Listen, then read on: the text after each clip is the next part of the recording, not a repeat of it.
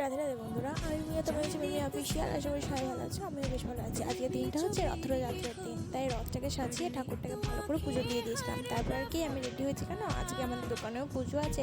তো ready teddy হয়ে বাড়িতে যা ফল টল কাটা ছিল সেগুলো নিয়ে দোকানে চলে গেলাম। আস্তে আস্তে দোকানে রেডি করার পর বামুন চলে এলো, পুজো করে দিল।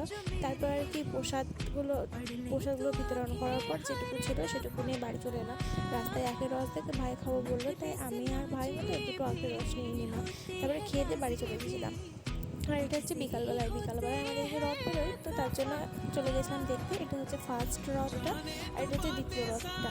তারপরে এটা হচ্ছে 3 নাম্বার রথ, যেটার সাথে আমরা যাচ্ছিলাম। আর ফার্স্টে ঠাকুরটাকে ভালো করে দর্শন করতে পারিনি। কী হয়েছে, ঠাকুরের যেখানে স্থান সেখানে গিয়ে ঠাকুরটা ভালো করে দর্শন করতে পেরেছিলাম।